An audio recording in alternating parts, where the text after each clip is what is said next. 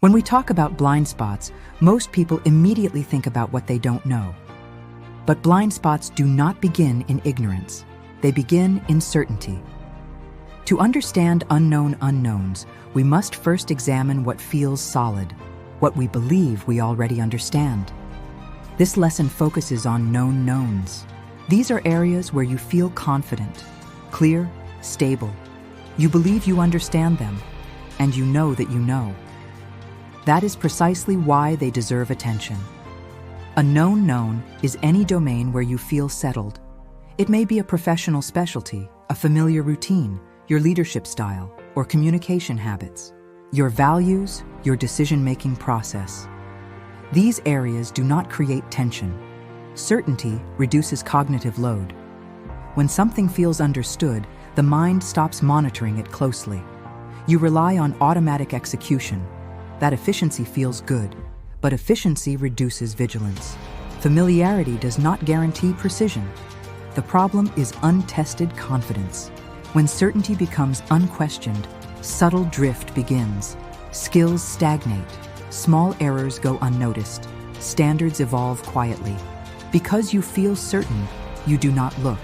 And because you do not look, you do not see. As skills become automatic, conscious recalibration decreases.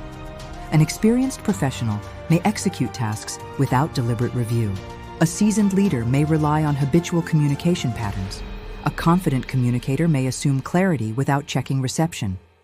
Automaticity increases speed, but it reduces inspection. Over time, environments change, industry standards evolve, technology advances, expectations shift.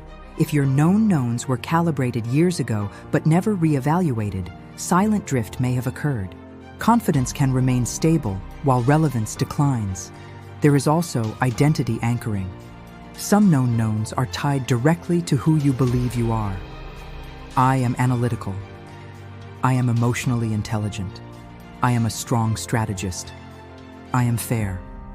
When a belief is tied to identity, questioning it feels destabilizing. The stronger the attachment, the lower the likelihood of voluntary re-examination. But identity-anchored certainty is often where subtle distortion hides. It is important to distinguish between confidence and calibration. Confidence is internal certainty. Calibration is alignment between certainty and evidence. You may be confident and calibrated. You may be confident and miscalibrated. Without feedback or measurement, the difference is invisible. This lesson is not about creating self-doubt. It is about introducing periodic verification. The healthier question is not, am I wrong? It is, when did I last verify this assumption? Verification strengthens confidence. Unverified certainty weakens it over time. Take a moment and identify 5 areas where you feel strong confidence. For each, ask, what objective evidence supports this belief? When did I last receive external feedback here? Has the environment changed? Do I measure performance or rely on feeling? And notice your emotional reaction as you reflect. If discomfort appears, that signals significance. Discomfort does not mean inaccuracy. It means identity attachment. You cannot directly see unknown unknowns. By definition, they are invisible. But you can identify where invisibility is most likely to occur. It often hides inside unexamined certainty. Known knowns are the doorway to blind spots.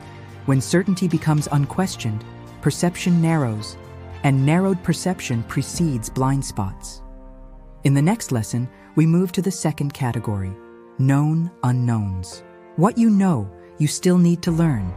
This is the zone of conscious limitation and strategic growth. The invisible gap is beginning to take shape.